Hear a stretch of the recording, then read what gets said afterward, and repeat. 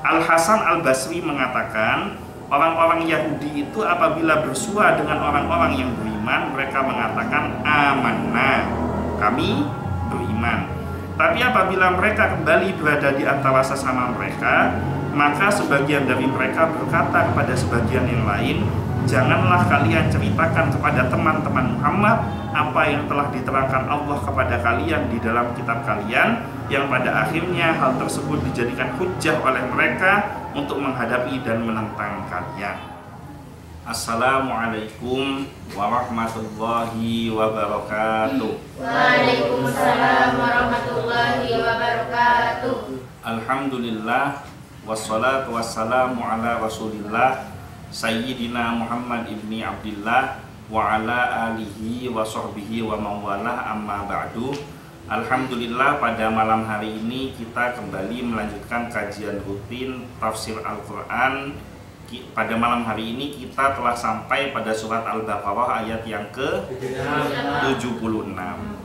A'udzu billahi minasyaitonir rajim. Bismillahirrahmanirrahim. Wa idza laqul ladzina amanu qalu amanna wa idza khala ba'dhuhum ila ba'din qalu atuhaddithunahum bima fatahallahu 'alaikum liyuhajjukum bihi inda rabbikum afala ta'qilun. Wa idza, dan apabila, laqul ladzina amanu, mereka berjumpa dengan orang-orang yang beriman. Mereka yang dimaksud di sini siapa? Bani Israil. Qalu, mereka mengatakan amanna, kami beriman. Wa idza, dan apabila, khala ba'dhuhum ila ba'dhin, mereka berjumpa atau berkumpul, sebagian dari mereka dengan sebagian yang lain. Qalu, mereka mengatakan, atuhaddithunahum, apakah kamu menceritakan kepada mereka, bima fatahallahu 'alaikum, atas apa yang telah difirmankan oleh Allah kepada kalian, liyuhajjukum, sehingga menjadi hujjah atau menjadi dalil bagi mereka, bihi, dengan ayat tersebut atau dengan firman tersebut, inda rabbikum, di sisi Tuhan kalian, afala ta'qilun, apakah kalian tidak memikirkannya atau tidak berakal. Bisa dipahami? Bisa. Saya lanjutkan ke penjelasannya ya. Muhammad ibnu Ishaq meriwayatkan, telah menceritakan kepada kami Muhammad ibnu Abu Muhammad dari Ikrimah atau Sa'id ibnu Jubair dari Ibnu Abbas sehubungan dengan ayat ini, bahwa apabila mereka bersua dengan orang-orang yang beriman, mereka berkata, kami pun telah beriman bahwa teman kalian itu adalah utusan Allah, tapi khusus bagi kalian. Jadi seperti diceritakan di beberapa pertemuan sebelumnya, bahwa kaum Yahudi itu di dalam kitab-kitab suci mereka telah mendapatkan informasi tentang kedatangan Nabi Shallallahu Alaihi Wasallam. Nah, mereka sangat-sangat menantikan kedatangan Nabi tersebut. Tetapi ketika Nabi itu datang, mereka justru malah menolaknya. Kenapa? Karena harapan mereka Nabi terakhir itu adalah berasal dari kaum mereka, dari kalangan Bani Israel. Tapi ternyata Allah menakdirkan Nabi yang paling terakhir justru berasal dari bangsa Arab. Nah, sehingga mereka selalu mengatakan, kami beriman bahwa teman kalian itu adalah seorang nabi, tapi itu adalah nabinya kalian, bukan nabinya kami. Jadi mereka mengeluarkan alasan-alasan, hujah-hujah, dalil-dalil yang seolah-olah bahwa Rasulullah itu bukan nabinya mereka. Padahal Rasulullah kan jelas-jelas wama arsalnaka illa rahmatan lil alamin. Lumayan hafal semua. Dan tidaklah kami utus engkau hai Nabi Muhammad kecuali sebagai pembawa rahmat bagi seluruh alam. Jadi Nabi Shallallahu Alaihi Wasallam tidak hanya diutus untuk bangsa Arab saja, tapi diutus untuk seluruh alam. Nah, jika sebagian dari mereka berada bersama sebagian yang lain, mereka mengatakan, janganlah kalian bicarakan rahasia ini kepada orang-orang Arab, karena sesungguhnya sejak dulu kalian menunggu-nunggu kedatangannya untuk meminta pertolongannya dalam menghadapi mereka orang-orang Arab. Tapi ternyata dia Rasulullah muncul dari kalangan mereka sendiri. Jadi kalau kumpul dengan orang-orang para sahabat, dengan orang-orang mukmin, mereka mengatakan amanna, kami beriman. Tapi kami percaya bahwa teman kalian itu adalah nabi, tapi itu buat kalian, bukan buat kami. Nah, ketika mereka pulang, sebagian mereka dengan sebagian lain saling terjadi percakapan dan mengatakan, kamu emang nyeritain ya bahwa di dalam kitabmu itu akan datang nabi penutup para nabi, nabi akhir zaman dengan segala macam ciri-ciri dan kriterianya. Hati-hati, jangan sampai diceritakan. Kenapa? Karena kalau diceritakan nanti mereka jadi tahu bahwa ternyata nabi mereka itu adalah nabi yang kita maksud. Nah, sementara kan kita sudah nunggu-nunggu kedatangan mereka. Karena orang Yahudi sendiri dari dulu punya kebiasaan ingin menguasai suatu tempat. Jadi ketika datang ke satu tempat, mereka ingin menguasai satu tempat. Mereka ini mentalnya mental penjajah. Dan itu berlangsung hingga saat ini. Kan mereka pun sampai saat ini menjajah Palestina. Nah, mereka itu menanti-nanti kedatangan Nabi akhir zaman dengan harapan minta pertolongan supaya bisa menang melawan orang Arab, karena mereka punya tujuan ingin menguasai tanah Arab. Jadi ditunggu-tunggu nih.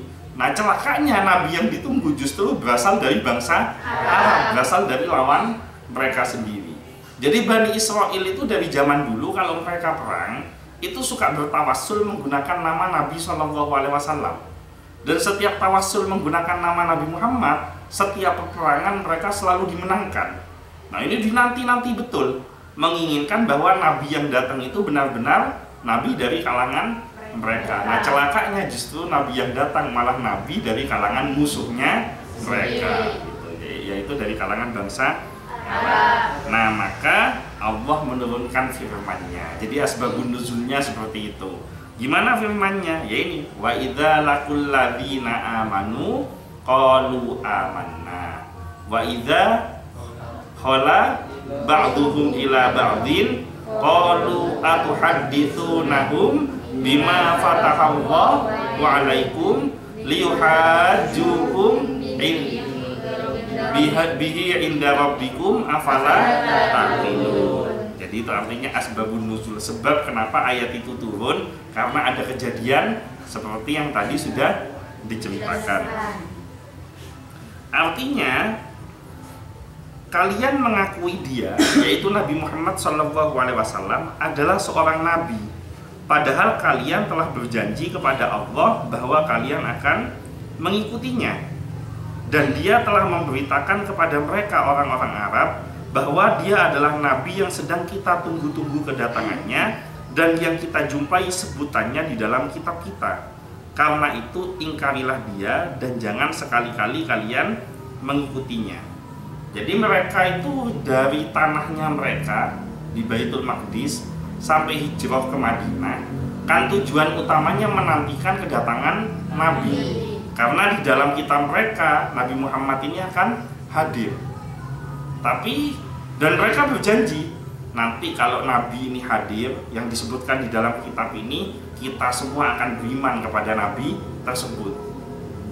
Dan kita akan mengikuti semua ajarannya. Dan ini diceritakan ke bangsa Arab. Mereka dengan bangganya menceritakan, nanti suatu saat kalian akan kalah dengan kita. Kenapa? Karena nanti kalau Nabi akhir zaman sudah turun, saya mau minta bantuan kepada Nabi itu untuk mengalahkan kalian. Karena ini Nabi sakti ini. Namanya disebut saja sudah dibuat menang. Apalagi kalau sosok nabinya memang betul-betul ada. Nah, ternyata Allah berkehendak lain, nabinya bukan dari kalangan Bani Israel, tapi justru dari kalangan bangsa Arab. Nah, sehingga ketika keluar dari bangsa Arab, nabi yang mereka nanti-nantikan, yang mereka berjanji akan iman kepada nabi tersebut, yang nabi itu disebutkan di dalam kitabnya, maka mereka menolaknya. Bahkan mereka mengajak teman-temannya untuk mengingkari Nabi tersebut dengan alasan karena bukan dari Bani Israil. Ad-Dahhak meriwayatkan dari Ibnu Abbas, yang dimaksud oleh ayat ini ialah orang-orang munafik dari kalangan orang-orang Yahudi. Apabila bersua dengan sahabat-sahabat Nabi Muhammad SAW, mereka mengatakan amanna, kami pun beriman kepadanya. Masih ingat enggak di surat Al-Baqarah awal-awal kan manusia itu terbagi menjadi 3 kelompok. Al-Baqarah ayat 1-5 menceritakan tentang ciri-ciri orang yang bertakwa. Al-Baqarah ayat 6-7 menceritakan ciri-ciri orang kafir. Al-Baqarah ayat 8-20 menceritakan tentang kriteria orang munafik. Nah, orang yang beriman dan bertakwa di dalam Al-Baqarah ini yang dimaksud adalah para sahabat Nabi yang diteruskan oleh para pengikutnya ila yaumil qiyamah nanti, termasuk kita. Kemudian kelompok orang-orang kafir itu berasal dari kaum kafir Quraisy yang menolak, menentang ajaran Nabi, menolak wahyu, menolak tentang ajaran agama samawi, dan itu terus sampai ila yaumil qiyamah. Nah, kelompok yang ketiga adalah kaum munafik. Mereka dari kalangan Yahudi yang seolah-olah mereka bersahabat dengan kita, mereka berteman dengan kita, tapi pada intinya mereka itu justru memusuhi kita. Jadi istilah sekarang musuh dalam selimut, menusuk dari belakang. Jadi kelihatannya baik, ternyata dia orang yang jahat, musuh, dia munafik. Nah, jadi munafik yang dimaksud di dalam ayat ini yaitu kelompok orang-orang Yahudi dari kalangan Bani Israil. Menurut As-Saddi, mereka adalah segolongan orang dari kalangan orang-orang Yahudi. Mereka beriman, kemudian munafik. Hal yang sama dikatakan oleh Ar-Rabi' ibnu Anas dan Qatadah, serta oleh bukan hanya seorang dari kalangan ulama salaf dan ulama khalaf. Jadi banyak sekali ulama yang meyakini bahwa ba'duhum ila ba'din. Dan itu ada kata ba'duhum ila ba'din, yang dimaksud itu adalah sekelompok orang Yahudi, yaitu orang-orang yang munafik. Mereka mengatakan beriman tapi pada hakikatnya mereka munafik. Jadi kalimat ba'duhum ila ba'din artinya orang-orang Yahudi yang munafik. Sehubungan dengan hal ini, Abdurrahman ibnu Zaid ibnu Aslam, menurut apa yang diriwayatkan oleh Ibnu Wahab darinya, mengatakan bahwa Rasulullah SAW pernah bersabda, la yadkhulanna alaina qasabatal madinati illa mu'minun. Jangan sekali-kali ada orang yang masuk kepada kami di kota Madinah kecuali hanya orang mukmin. Jadi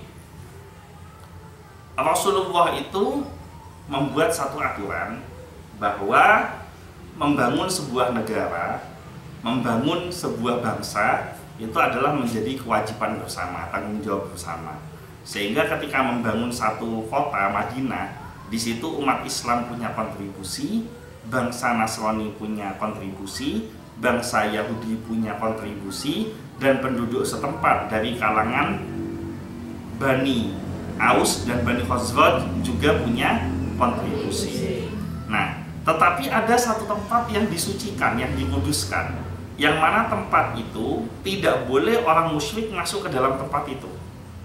Sama dengan Masjidil Haram. Masjidil Haram itu tidak boleh dimasuki oleh orang-orang yang musyrik.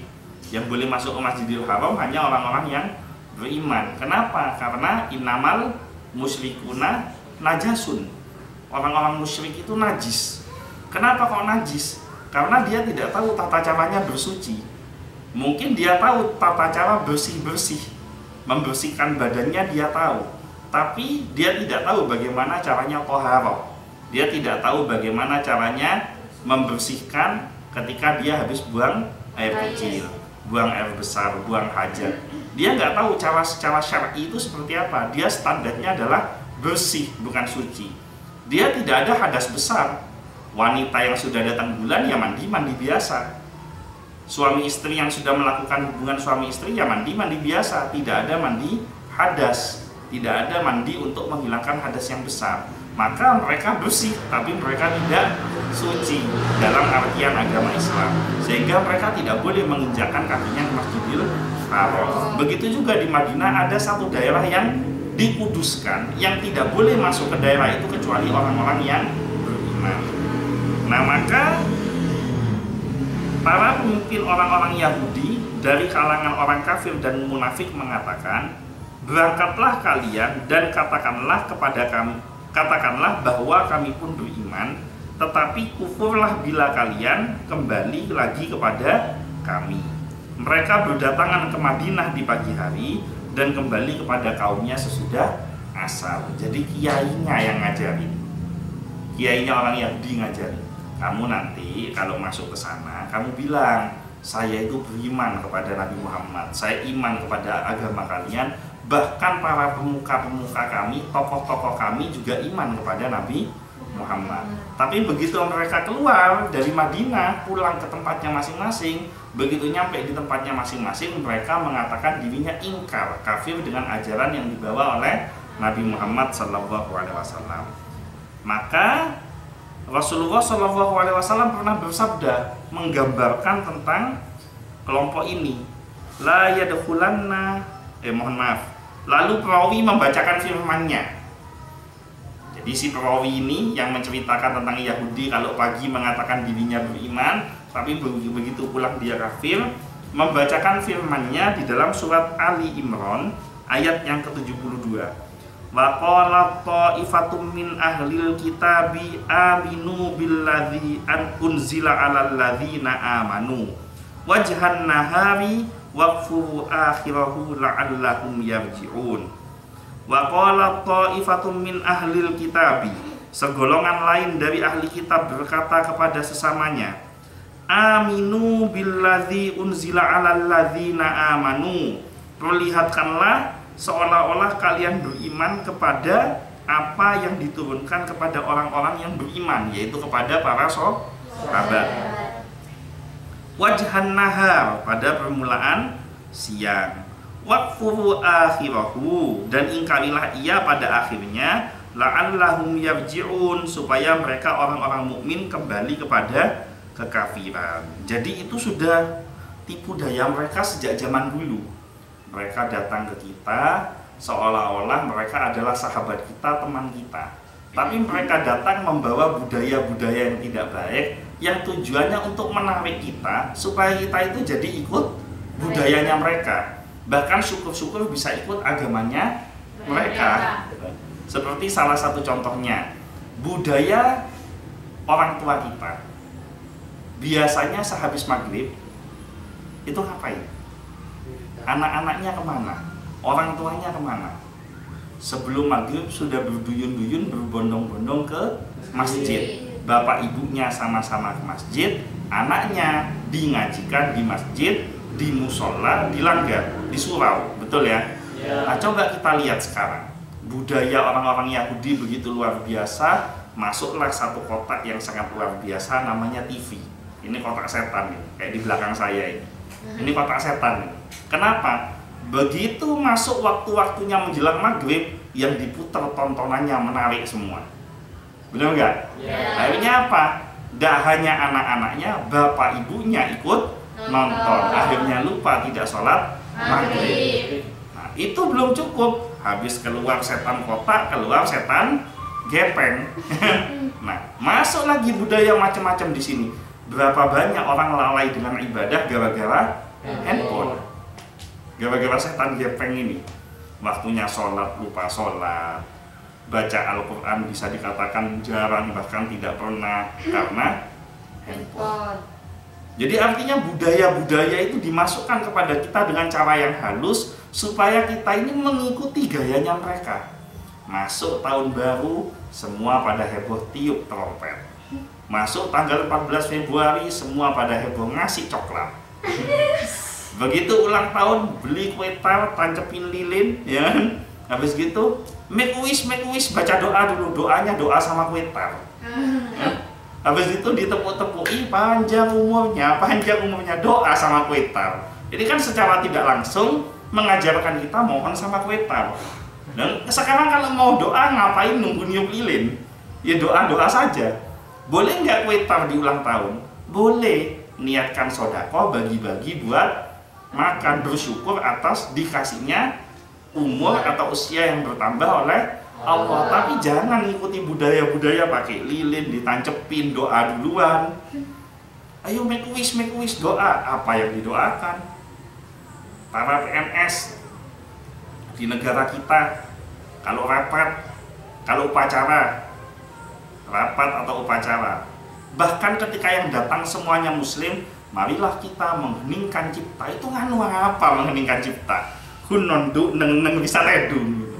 Kalau memang muslim semua, kenapa? Marilah kita berdoa bersama-sama. Baca Al-Fatihah baca sholawat Nabi Nah ini budaya-budaya yang tanpa sadar masuk ke kita. Dan itu mereka caranya seperti itu. Aminu, mereka seolah-olah teman kita, berteman dengan kita. Tapi bertemannya dengan kita memberikan budaya-budaya yang tidak baik kepada kita.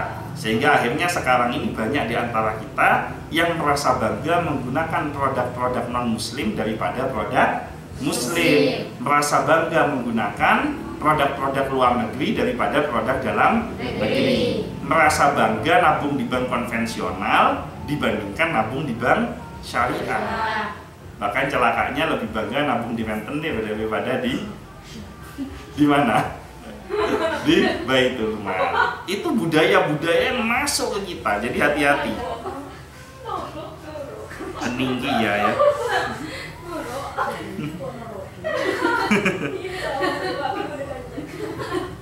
Mereka itu apabila memasuki kota Madinah mengatakan kami pun orang-orang muslim.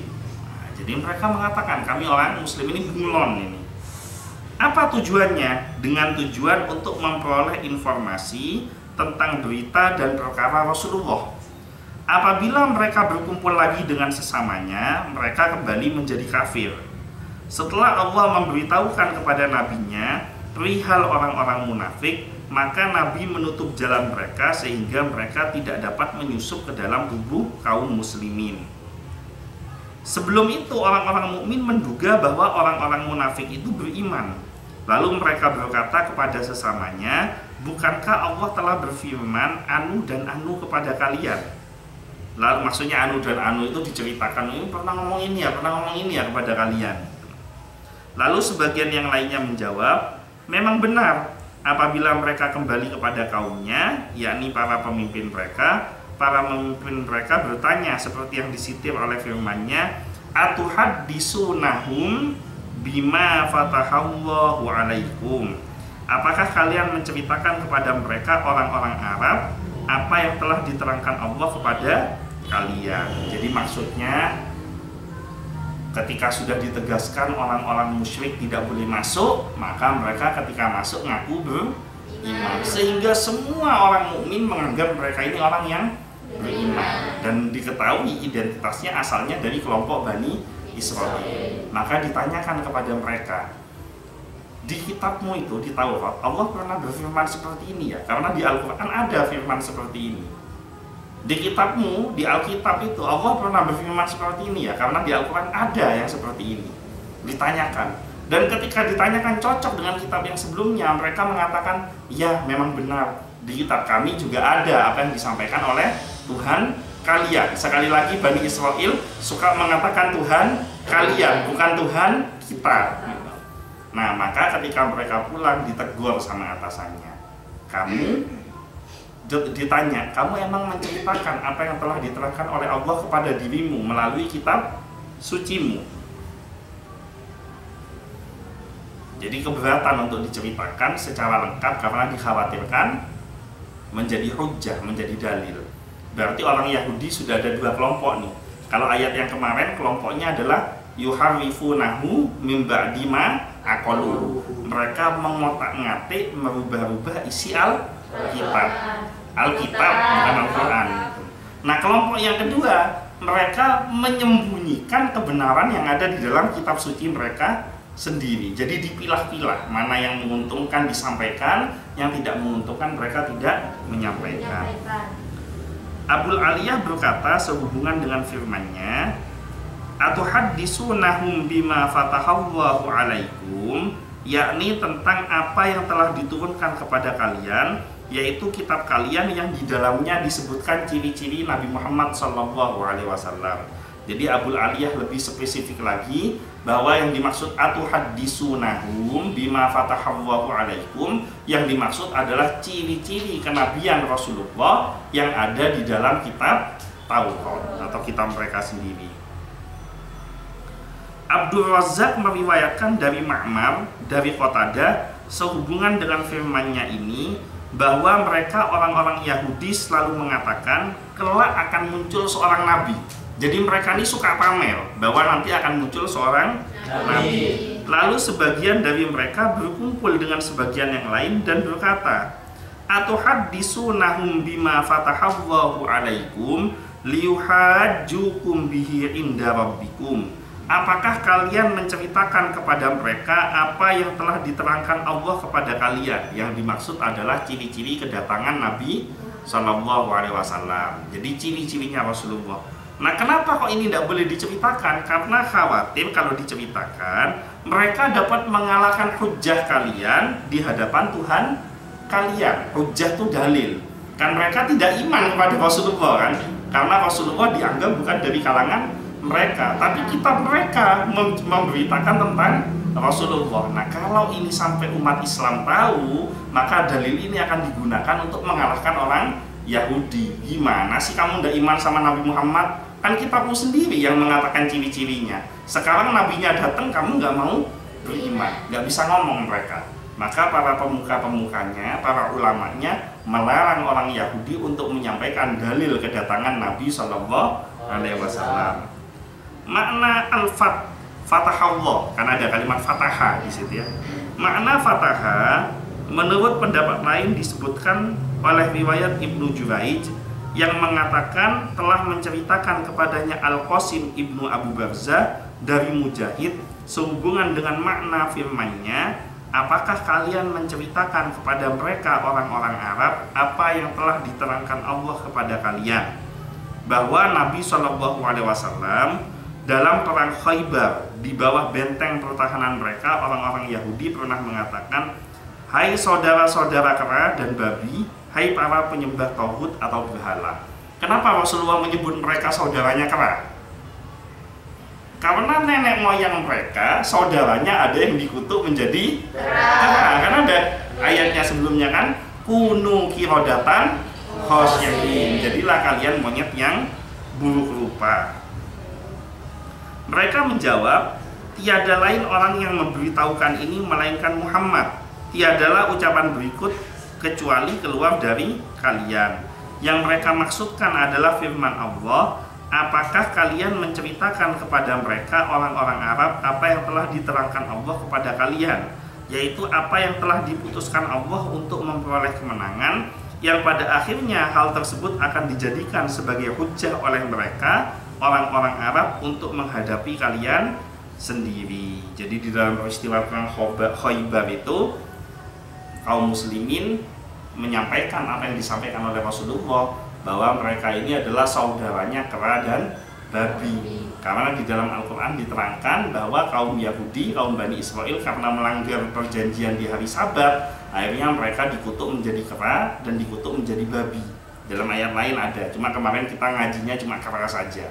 Nah, akhirnya orang Yahudi ini menyampaikan, itu yang diomongin sama orang mukmin itu pasti dari mulutnya Muhammad.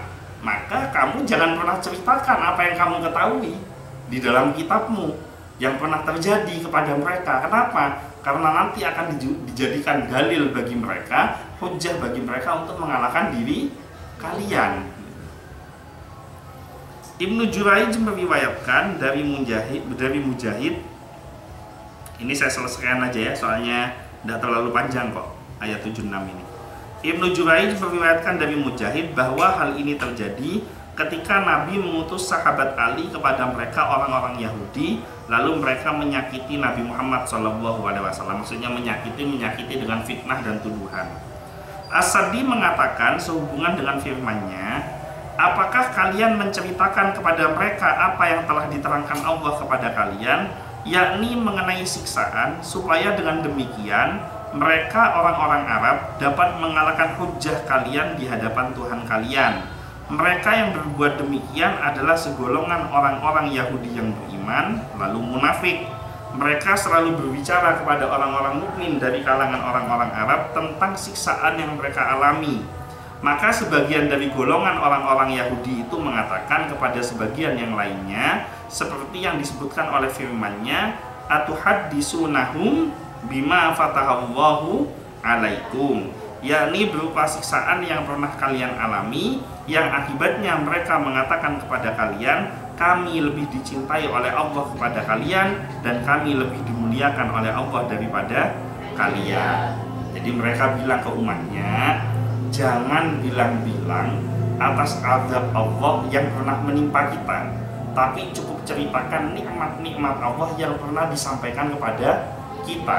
Kenapa? Karena kalau kamu ceritakan juga siksaan Allah yang menimpa kepada kita, nanti orang-orangnya Muhammad itu akan mengatakan bahwa kami lebih dicintai daripada kalian. Jadi itu salah satu makna menutup-nutupi, makna apa yang diceritakan atau hadis sunnah. Atau Al-Khurasani mengatakan sehubungan dengan firman-Nya, atuhaddisunahum bima fatahallahu alaikum, yaitu apa yang telah ditakdirkan bagi kalian berupa nikmat dan siksaan. Al-Hasan Al-Basri mengatakan, orang-orang Yahudi itu apabila bersua dengan orang-orang yang beriman, mereka mengatakan amanna, kami beriman.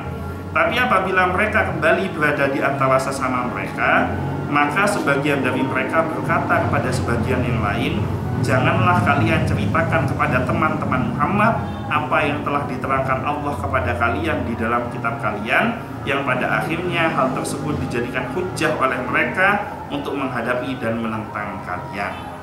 Jadi demikianlah sikap-sikap orang Yahudi. Kalau di ayat yang kemarin kita belajar bagaimana mereka merubah isi ayat Alkitab mereka, merubah yang benar menjadi tidak benar, disesuaikan dengan kepentingan mereka sendiri. Maka pada hari ini kita belajar bahwa orang Yahudi menyembunyikan hal-hal yang tidak menguntungkan dirinya dan hanya menyampaikan ayat-ayat Allah yang berkaitan dengan kepentingan dirinya sendiri. Mudah-mudahan kita terlindung dari semua sifat buruk dari orang Yahudi ini. Terakhir, saya mohon doanya karena di sini mayoritas berpuasa. Mudah-mudahan barokah puasa Ramadan kalian. Saya minta doanya khususkan untuk istri saya. Mudah-mudahan segera diangkat penyakitnya, segera disembuhkan dan bisa mendapatkan kesehatan yang sempurna seperti pada awalnya. Ala hadhihi niyah wa ala kulli niyatin sholihatin wa ila hadratin Nabi Mustafa Muhammadin sallallahu alaihi wasallam. Syaulillahi lahumul Fatihah.